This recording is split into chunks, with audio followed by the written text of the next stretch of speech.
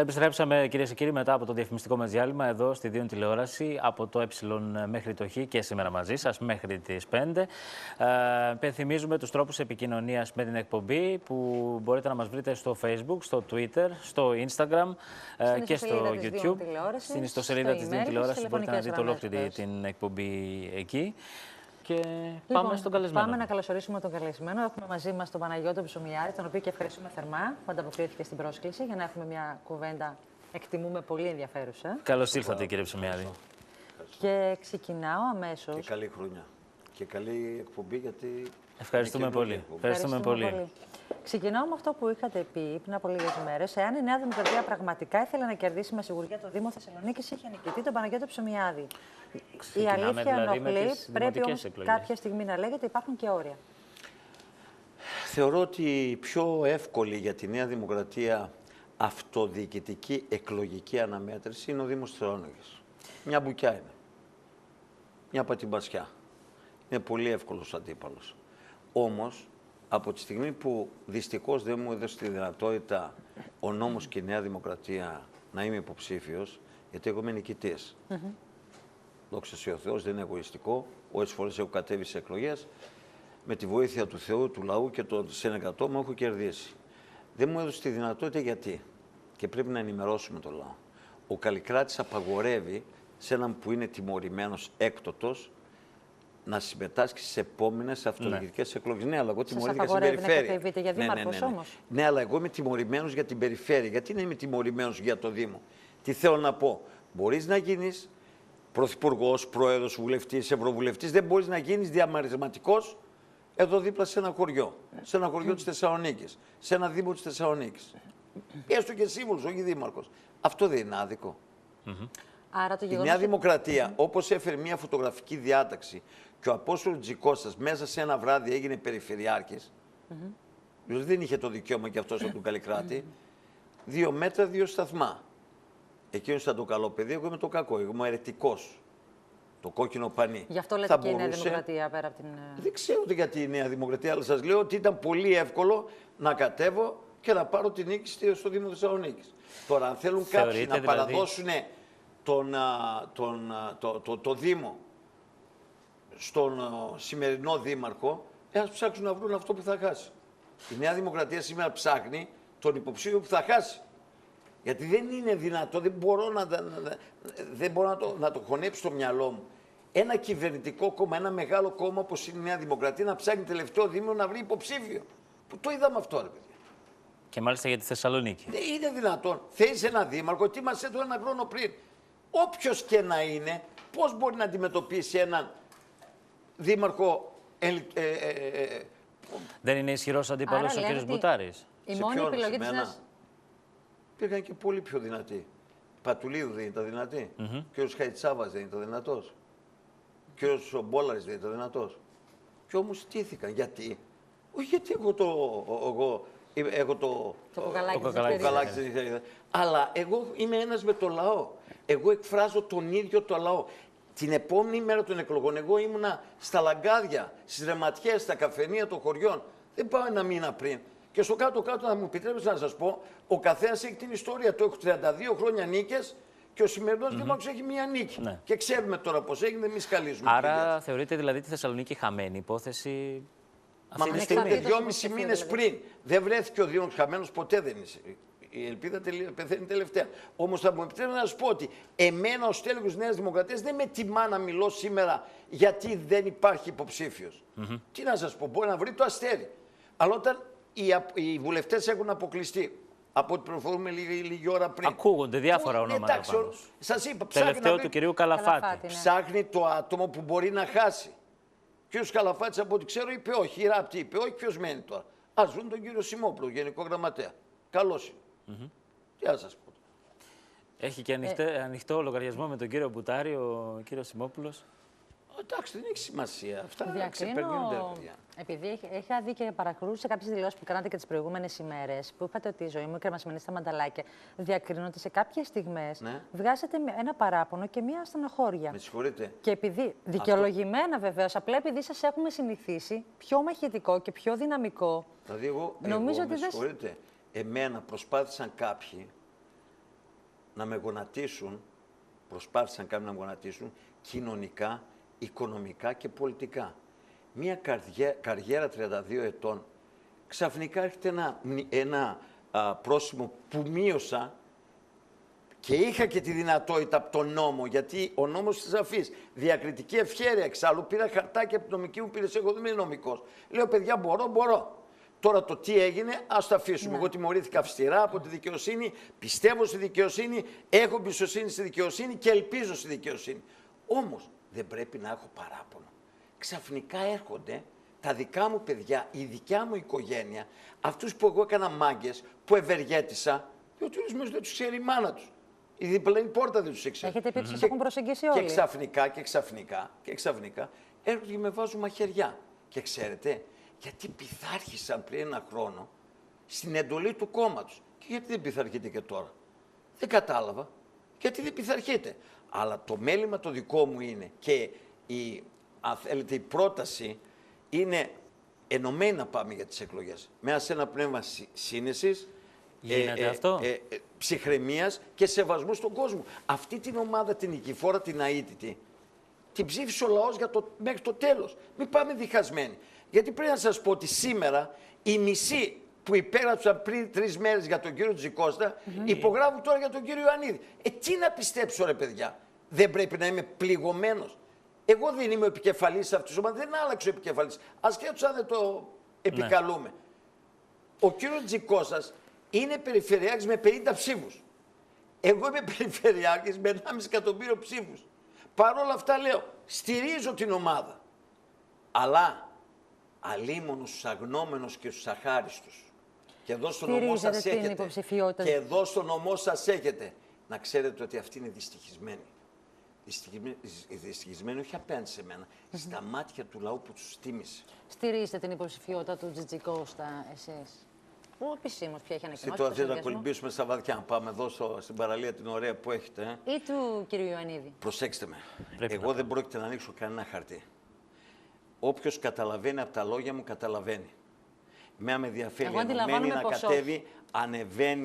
να κατέβει, να τελειώσει αυτή η πορεία των 3,5 περίπου ετών της αυτοδιοίκησης αυτής της ομάδας. Και από εκεί και πέρα ο καθένας να αποφασίσει το τι θα κάνει. Και εγώ, όταν θα έρθει η ώρα, θα αποφασίσω. Εξάλλου, εγώ δεν ξέρω μέχρι τις αυτοδιοικητικές εκλογές που είμαι. Σήμερα είμαι εδώ, αύριο είμαι εκεί. Δεν το ξέρω. Το ένα πόδι μου το έχω έξω από τη Νέα Δημοκρατία. Όχι, δεν το έχω βγάλα εγώ. Μου άνοιξε την πόρτα και μου λέει φύγε, δεν σε θέλω. Μα εγώ είμαι εδώ, είμαι παρόν. Αυτοί μπορεί να φύγουνε. Εγώ δηλώνω παρόν, θέλω να βοηθήσω και μου λένε δεν θέλω. Και κάτι που ξεχάσαμε. Πριν 1,5 χρόνο εμένα δεν κάλεσε ο κύριος Σαμαράς για να βοηθήσω. Δεν πέρασα από εδώ μαζί του ως αρχιστράτηγος, όσο περιφερειάρχης της καρδιάς. Ο κύριος Σαμαράς εδώ στην πλατεία τα έλεγε, δεν τα έλεγα εγώ. Τότε ήμουνα εναργία, ήμουν τιμωρημένος. Τότε είχα δικαστικές εκκρεμότητες, οι οποίες σήμερα έχουν εκδικαστεί. Τότε δεν είχαν εκδικαστεί, άρα τότε ήμουνα πολύ χειρότερα. Τι άλλαξε, κύριε Ψωμιάδη? Γιατί... Άλλαξε, θα σας πω. Εγώ δεν κρύβομαι στην εκπομπή σας. Και έλεγα έξω ότι βλέπω περιφερειακά κανάλια. Μη μου πείτε να δω τα ψεύτικα τα μεγάλα. Τα ψεύτικα, τα λόγια τα μεγάλα. Τι άλλαξε? Καταρχάς πληρώνω τη μαγιά μου για την υποψηφιότητα που έβαλα πριν 3 χρόνια για την Προεδρία της Νέας Δημοκρατίας. Δεύτερον, τη θέση μου για το μνημόνιο. Δεν είναι δυνατόν εγώ να ψηφίσω αυτούς, το μνημόνιο δηλαδή, που δολοφονεί τον ελληνικό λαό, τα παιδιά μας. Είναι πολύ πρόστιχο, πολύ δύσκολο να ξυπνάει ο μπαμπάς, η γιαγιά, ο παππούς, η γιαγιά και να μην έχουν ένα πιάτο φαΐ για τα παιδιά τους, για τα εγγόνια τους. Να μην έχουν 5 ευρώ, να μην έχουν ρεύμα, να μην έχουν δουλειά, να κινδυνεύουν να χάσουν το σπίτι τους και το τέλος το κάνουν. Σήμερα ο άνεργος κινδυνεύει να χάσει το σπίτι του, άνεργος. Και το τρίτο, το θέμα της Μακεδονίας. Ποιοι μείναν για τη Μακεδονία? Ακούτε πολλές φωνές. Εγώ και ο Άνθιμος μείναμε. Κάνα 2 ακόμα φωνές. Ποιος μιλάει για τη Μακεδονία? Τότε να τα δώσουμε όλα, ρε παιδιά. Εμείς αυτή την Ελλάδα σημερινή παραλάβουμε. Έχει καμιά σχέση η σημερινή Νέα Δημοκρατία με τη χθεσινή? Εγώ ψήφισα του Σαμαρά προ-μνημονίου. Ψήφισα τη Νέα Δημοκρατία προ-μνημονίου. Και βλέπετε, με αξιοπρέπεια αντιμετωπίζω την αδιαφορία της Νέας Δημοκρατίας απέναντι σε μένα που μόνο πρόσθεσα, δεν αφαίρεσα, μόνο νίκες έφερα. Ούτε μια ηθική συμπαράσταση. Ένα ευχαριστώ, κύριε, για όλα αυτά που έκανα. Εγώ δεν ζήτησα τίποτα. Και τώρα πάλι λέω, θέλετε να βοηθήσω, εδώ είμαι. Βέβαια, από την άλλη, μπορεί να ισχύσει και το σενάριο ότι θα μπορούσατε να κάνετε κάτι εσείς. Θα μιλήσεις εσύ τώρα. Μας έβαλε τώρα. Σας το είπα από την αρχή. Σας είπα. Είναι θέμα Υπάρχει ημερών. κενό, έτσι πως το λέτε, Ναι, γι' αυτό το λέω. Είναι θέμα ημερών. Δεν σας το κρύβω. Και το είπα προηγουμένως. Η ψυχή μου επί Κώστα Καραμαλή, η μισή είχε φύγει. Διότι και εκεί τα έλεγα και δεν άκουγε κανένας. Σήμερα κάποιοι θέλουν να με βγάλουν από τη Νέα Δημοκρατία. Μια χούφτα άνθρωποι.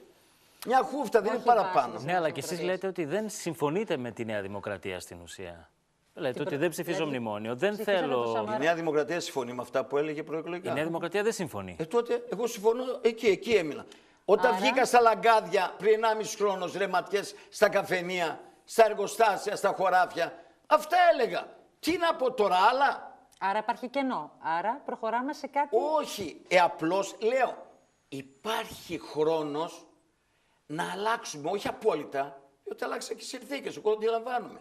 Η χώρα μας χρειαζόταν μνημόνιο, όχι απέναντι στο συνταξιούχο, στο νεολαίο και στον μισθοσυντήρητο δημόσιο υπάλληλο. Στις πατάλους του δημοσίου και Θέλουμε μνημόνιο για το κράτος, για τη διαφθορά, για την γραφειοκρατία. Και ρωτώ, απλή ερώτηση, γιατί εμένα καταλαβαίνει και για τώρα που μας βλέπει. Τώρα όλοι εμάς βλέπουνε.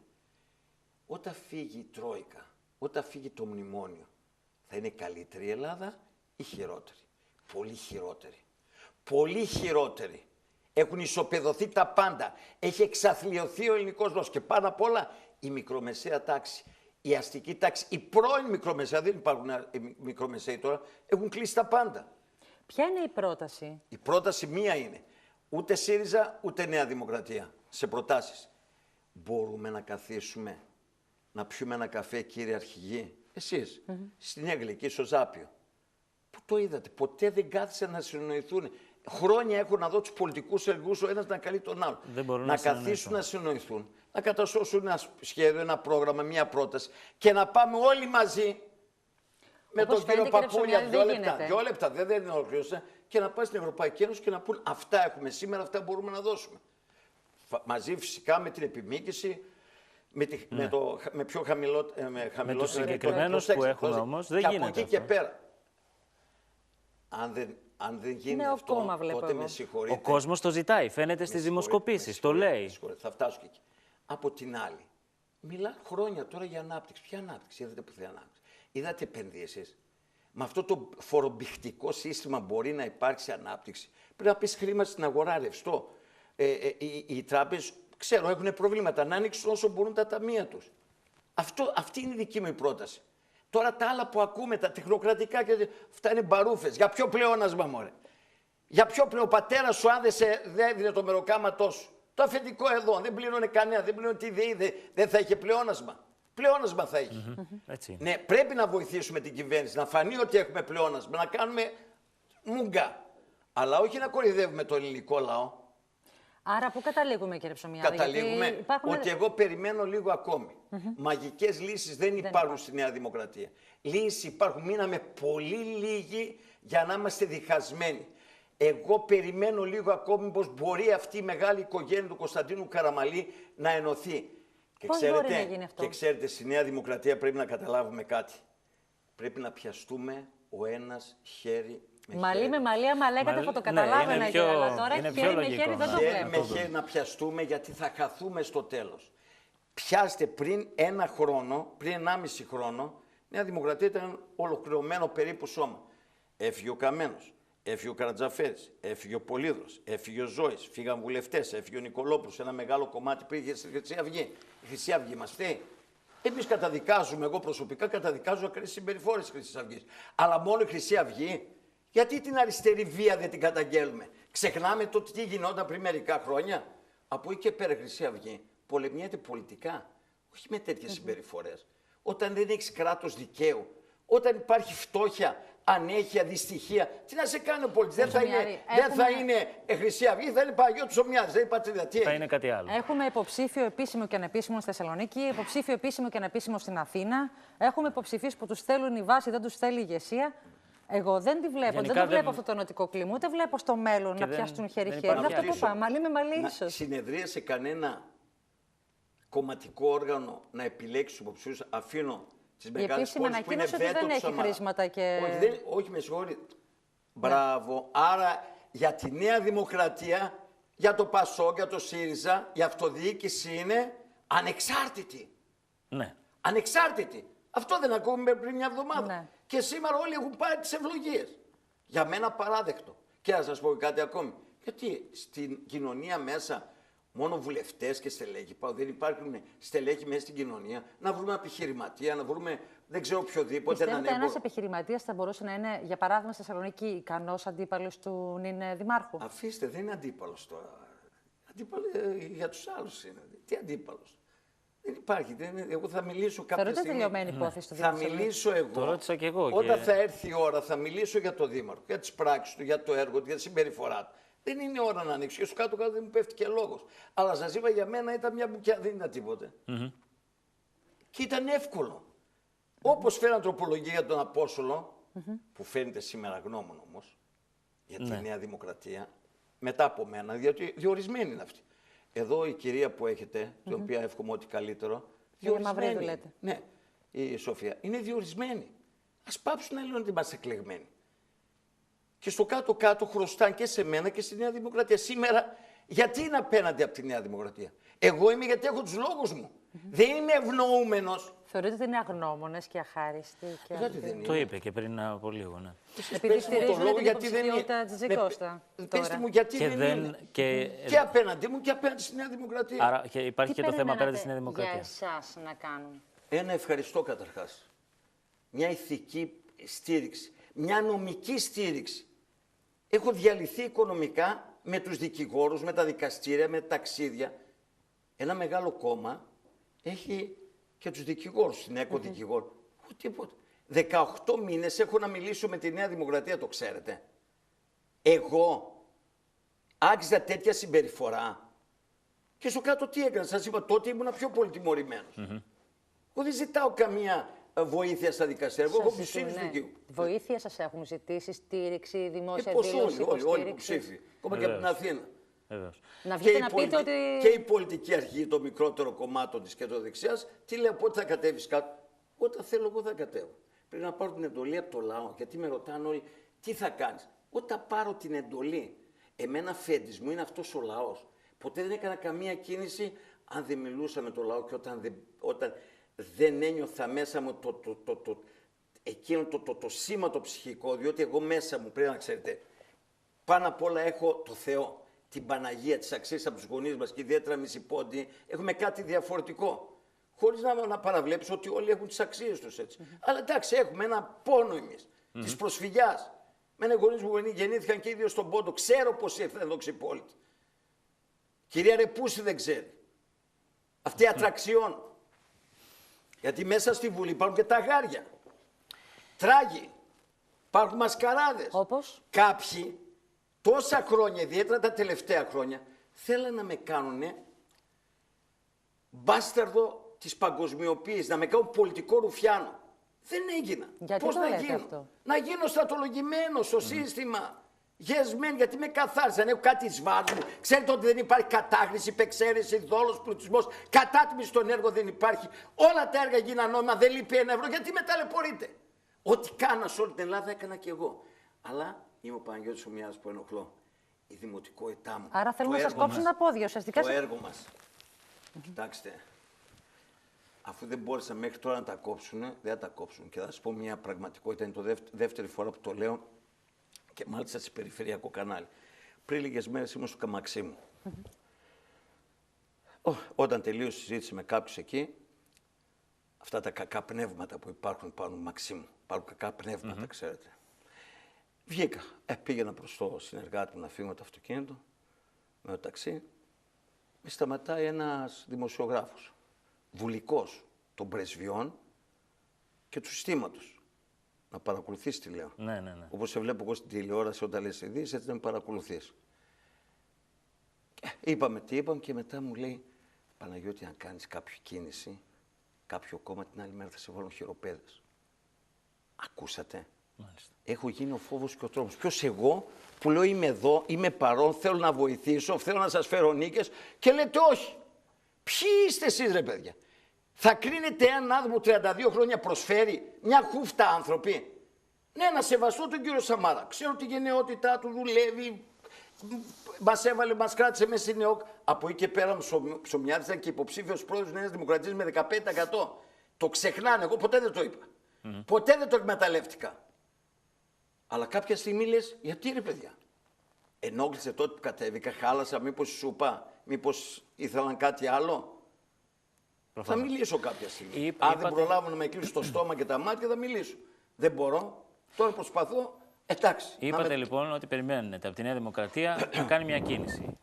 Λίγο καιρό. Εάν δεν τη γίνει αυτή η κίνηση τελικά, τι έχουμε στη συνέχεια. Μπορεί να κατεβείτε υποψήφιος. Εάν η λαϊκή εντολή είναι, για παράδειγμα, να κάνετε κόμμα. Αν σας λέει ο κόσμος Ψωμιάδη προχώρα. Κοιτάξτε, εγώ ίδρωσα. Κάποιοι άλλοι χωρίς να ιδρώσουν γίνανε φίρμες. Στην αποστρατεία, την πολιτική αποστρατεία, σε στέλνει ο λαός. Και όχι κάποιοι σοφοί των κομμάτων. Άκαπνοι. Εγώ σας είπα ότι είμαι έτοιμος να κάνω το επόμενο βήμα μου. Το επόμενο βήμα μου σίγουρα είναι κάτι που θα ενοχλήσει τη Νέα Δημοκρατία και τους φίλους μου. Αλλά κάτι πρέπει να κάνω. Να μείνω τι, ως απλός στρατιώτης, μα 32 χρόνια στρατιώτης είμαι.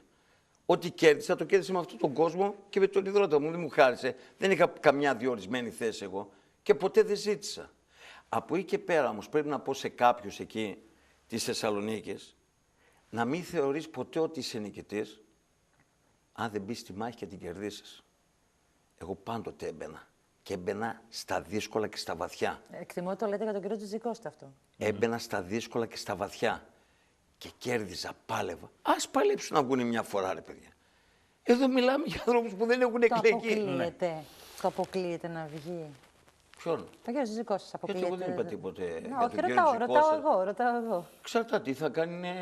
Θέλω να πω πώς βλέπετε τη δυναμική του. Μα όταν ήδη του έχουν φύγει τα 2 τρίτα, τα 3 πέμπτα, από ό,τι προφόρουν τα 3 τέταρτα.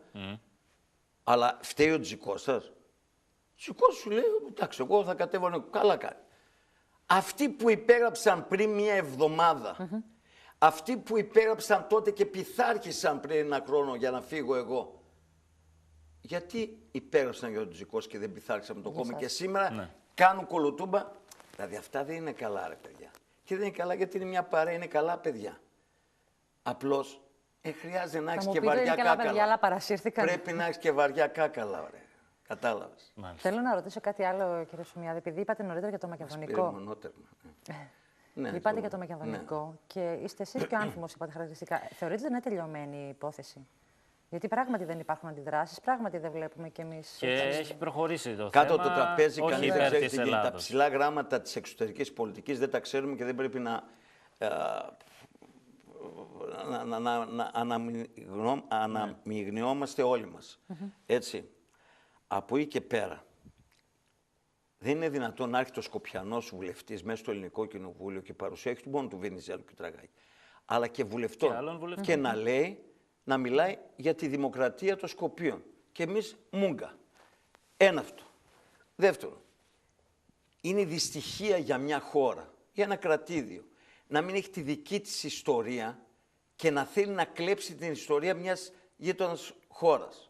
Και τρίτον, εγώ από το 1992 ως βουλευτής ήμουνα κάθετα αντίθετος να δώσουμε το όνομα Μακεδονία ή παράγω του το όνομα Μακεδονία. Και εξάλλου, ας το αποφασίσουμε. Στα μεγάλα θέματα ή τα λες προεκλογικά και αποφασίζει ο λαός το προεκλογικό ή κάνεις δημοψήφισμα. Τι είναι αυτό που φοβόμαστε δημοψήφισμα? Εγώ δεν ψήφισα κανένα κόμμα να παραχωρήσει το όνομα Μακεδονία. Δεν το ψήφισα. Και δεν ψήφισα κανένα κόμμα βάλει στο Δουνουτού. Και ξέρουμε πολύ καλά ποιοι οικονόμησαν μέσα και έξω. Και να σας πω και κάτι. Ο ΣΥΡΙΖΑ ποτέ δεν μιλάει για τον Γιώργο Παπανδρέου. Γιατί ρε παιδιά, γιατί έχει μαζέψει την κλεπτοκρατία του ΠΑΣΟΚ. Τον ακούσατε το ΣΥΡΙΖΑ ποτέ να μιλάει για τον Γιώργο Παπανδρέου? Ποτέ. Κατά λάθος μπορεί. Και θέλω να πω για την υποψηφιότητα του ΣΥΡΙΖΑ για τη Θεσσαλονίκη. Δέσποινα Χαραλαμπίδου, η βουλευτής του ΣΥΡΙΖΑ, είναι πολύ καλή υποψηφιότητα. Είναι μαχητής. Και νομίζω ότι και αυτή θα πάει καλά. Για να δείτε ότι εγώ είμαι δίκαιος. Επειδή είναι ΣΥΡΙΖΑ ή επειδή είναι η κυρία Χαραλαμπίδου? Γιατί είναι η κυρία Χαραλαμπίδου. Ο ΣΥΡΙΖΑ έχει τα ποσοστά του. Αλλά και αυτή θα πάει καλά. Δεν μπορεί να πάρει και 5 σταυρούς από άλλα. Εγώ πήρα 52% 3 φορές. Τι, τα ψήφι της Νέας Δημοκρατίας. Από την αριστερά μέχρι την δεξιά έπαιρνα ψήφους. Αλλά κάναμε έργο. 130 σχολιά, ρε παιδιά, παραδώσαμε μέσα σε 8 χρόνια στην Ομαρχία. Ξέρετε, θα πει 130 σχολιά. Μηδενίσαμε σχεδόν τη διπλοβάρδια. 1000 άλλα έργα τεχνικά, αντιπλημμυρικά, γεφύρια, δρόμους, νέο νομαρχιακό μέγαρο, περιφερειακή. Δεν εγκρίναμε εδώ την περιφερειακή εσόδο. Η διοίκηση Ψωμιάδη το ενέκρινε αυτό. Ασχέτως από πότε θα ξεκινήσει. Ήδη ξεκίνησε. Δεν έχω καμία πληροφόρηση εγώ ως επικεφαλής της περιφέρειας. Δεν παίρνω καμία πρόσκληση. Εδώ και ένα χρόνο δεν έχω καμία πρόσκληση από την περιφέρεια. Και όμως είμαι δίπλα τους. Είμαι δίπλα τους. Γιατί είναι δική μου οικογένεια. Μέχρι το τέλος πρέπει να κρατήσω. Την οικογένεια όμως τώρα. Αν τη νιώθω εγώ, πώς δεν τη νιώθω. Αυτοί σας νιώθουν ως δικό τους άνθρωπο, μέλος της οικογένειας. Αυτοί κρίνονται από το λαό, παιδιά. Εγώ θα τους κρίνω. Εγώ τους έκρινα και τους επέλεξα. Κάποια λάθη. Εντάξει. Για κάποιους ήταν ένα κολαπτήριο δίπλα μου, αγνωμόνων και αχαρίστων. Όχι για όλους. Όχι για όλους. Είναι γνωστοί. Είναι γνωστοί. Φέρονται με τις πράξεις, με τη συμπεριφορά τους. Κοιτάξτε, ο Καζαντζάκης έλεγε δεν φοβάμαι τίποτε, δεν ελπίζω τίποτε, είμαι ελεύθερος. Είμαι ελεύθερος λοιπόν. Πάντοτε με την εντολή του λαού να αποφασίσω. Μπορεί για κάποιους να γίνω δυσάρεστος. Όμως πάνω από το κόμμα μου βάζω την πατρίδα. Πάνω από το κόμμα μου βάζω το συμφέρον των παιδιών μου. Πάνω από το κόμμα μου βάζω το συμφέρον των συμπατριωτών μου. Εξάλλου, αυτοί με τίμησαν. Όταν 32 χρονιά σε πρόσφερε, παιδιά, δεν είναι τυχαίο. Η μεγάλη Βούλα Παντουηλίδου, όταν μετά από 6 μήνες ως επικεφαλής αντιπολίτευσης στην Ομαρχία δεν άντεξε. Και τελευταία μέρα που μίλησε, ξέρετε τι είπε. Με έβαλε ο Γιώργος Παπανδρέου απέναντι σε ένα φαινόμενο. Αυτός ο άνθρωπος δεν μπορεί να νικηθεί. Εγώ δεν είμαι φαινόμενο. Είναι ένας απλός άνθρωπος όπως είστε εσείς, όπως είναι απλός κόσμος. Δεν είμαι φαινόμενο. Αλλά δουλεύω. 24 ώρες έχω κάνει λόγο σήμερα και έχω γυρίσει στη μισή Ελλάδα. Καλά, τώρα έχω λόγο. Τη μισή Ελλάδα έχω γυρίσει. Και ξέρω και τα ποσοστά των κομμάτων. Και ξέρω και ποιοι θα βγουν περιφερειάρχες και δήμαρχοι. Το ξέρω. Ποιοι? Εδώ έχετε ένα πολύ καλό δήμαρχο. Εντάξει. Πάρα πολύ καλό. Λέτε γιατί και για τη Θεσσαλονίκη ξέρω ποιος θα βγει περιφερειάρχης. Επειδή είπατε νωρίτερα ότι βάζω πάνω απ' όλα την πατρίδα μου, αν σας έπαιρνε τηλέφωνο αύριο ο Αντώνης Σαμαράς και σας έλεγε θέλω Παναγιώτη να με βοηθήσεις, θέλω να ρίξεις τους τόνους, θέλω να βγούμε αλόβητοι από αυτή την διαδικασία. Για να βοηθήσουμε την πατρίδα. Θα το κάνατε? Βοήθησέ με. Τι ρόλο θα έχω? Να μπω επικεφαλής πάλι προεκλογικά. Γιατί μου το πρότεινε αυτό. Τη Λάρισα τώρα μεγάλωσε η περιφέρεια. Τότε ξέρετε, όταν πήρα την εντολή από του Σαμαρά, ήταν ο αρχιστράτηγος της Βορείου Ελλάδος, αν θυμάστε. Και ξεκίνησε από το Δημότυχο, με το βανάκι, το βαμμένο, με την ελληνική σημαία. Εγώ, επειδή δεν ήμουν καλός μαθητής στο σχολείο, νόμιζα, δεν ήξερα ότι η Βόρειος Ελλάδα τελειώνει στη Φλόρινα και στα Γρεβενά. Και έφτασα μέχρι την Πρέβεζα, νόμιζα εκεί ήταν η Βόρειος Ελλάδα. Και από εκεί ένα βράδυ με πήραν τηλέφωνο, λέει: μπορείς να πας στο Ανασπόπυργο, γίνεται μια μεγάλη εκδήλωση των ποντίων, 5.000 πόντοι. Και πήγα εγώ με τον Βορίδη. Γιατί δεν διάλεξαν κανένα άλλο τράγο? Τι υπάρχουν και τράγοι στη Νέα Δημοκρατία, γιατί δεν διάλεξαν κανένα? Για τα δύσκολα εγώ και την άλλη μέρα τέλος. Ούτε ένα τηλέφωνο, ούτε ένα ευχαριστώ. Τι μου λέτε τώρα? Να με καλέσει, ναι, μα εγώ είμαι. Εγώ είμαι στη Νέα Δημοκρατία, δεν έφυγα. Να με καλέσει τι? Να τραβήξω κουπί να γίνουν άλλοι μάγκες?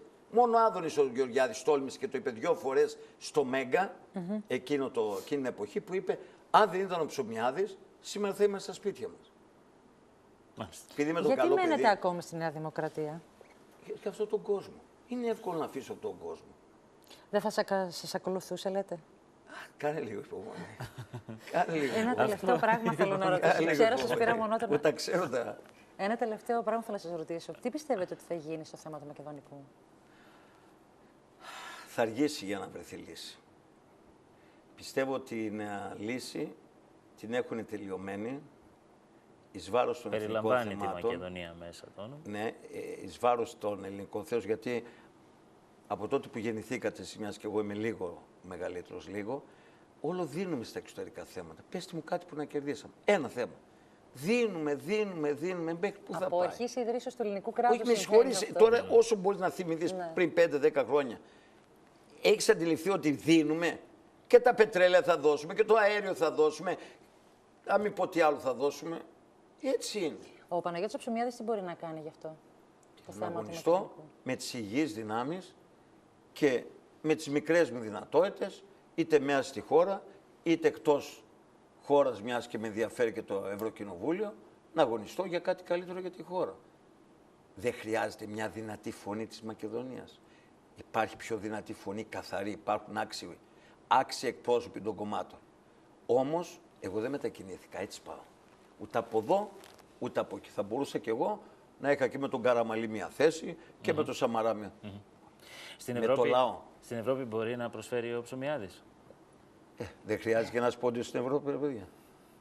Ένας Μακεδόνας, ένας Βορειοελλαδίτης, ένας Θεσσαλονικιός. Δεν χρειάζεται. Πώς το βλέπετε? Όλοι να τους βάλουμε από κάτω. Να τους βάλουμε. Να μην κάνουμε τη δική μας επανάσταση. Όχι λίγκα, καμία σχέση, μακριά από μένα. Η Ελλάδα είναι ενιαία. Αλλά όσο με αγαπάνε εδώ, να ξέρω ότι με αγαπάνε και στην Κρήτη και στην Πελοπόννησο και στα νησιά και στην Ήπειρο. Πήγα προχθές, πριν 20 μέρες, στα Γιάννα, έδωσα μία συνέντευξη και δεν κοιμήθηκε το βράδυ ο κόσμος. Γιατί λέω αλήθειες και νομίζω ότι δεν σας έκρυψα τίποτα. Εντάξει, δεν μπορώ να σας ανοίξω 100% την καρδιά μου, αλλά σας είπα το 90%. Θα ανανεώσουμε το ραντεβού. Τα χαρτιά σας δεν ανοίγετε. Θα ανανεώσουμε το ραντεβού και θα μας την ανοίξετε όταν. Εγώ για ένα πράγμα αγωνίζομαι. Για μια ελεύθερη Ελλάδα, να μπορέσουμε να ξαναφέρουμε το όνειρο πίσω, το όνειρο των παιδιών μας, το χαμόγελο, και αυτό το κάνουμε, παιδιά, μέσα σε ένα πνεύμα συνεννόησης, συνένεσης, σε ένα πνεύμα αλληλεγγύης. Είναι μεγάλη υπόθεση να ξαναφέρουμε το χαμόγελο. Πάνω απ' όλα να έχουμε το Θεό και την πατρίδα μέσα μας. Καλή επιτυχία. Ευχαριστούμε λοιπόν σε εσάς. Καλή επιτυχία. Περιμένουμε τα νεότερα, κύριε Ψωμιάδη, όταν θα είστε έτοιμος να τα ανακοινώσετε. Εδώ θα είμαστε πάλι για να τα. Και η πρόσκληση είναι ανοιχτή, βεβαίως. Θέμα ημερών. Και κάτι ακόμη, μιας και με τιμώρησαν γιατί μείωσα πρόστιμο, έτσι. Βλέπω εδώ και κλείνω.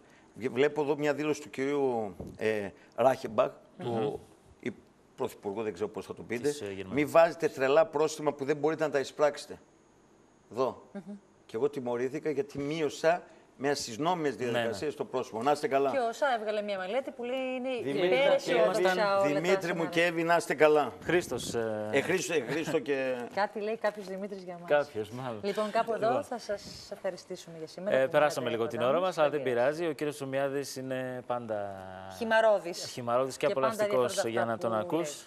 Ευχαριστούμε πολύ. Αύριο ραντεβού στις 4. Να είστε καλά. Καλό απόγευμα. Καλό απόγευμα.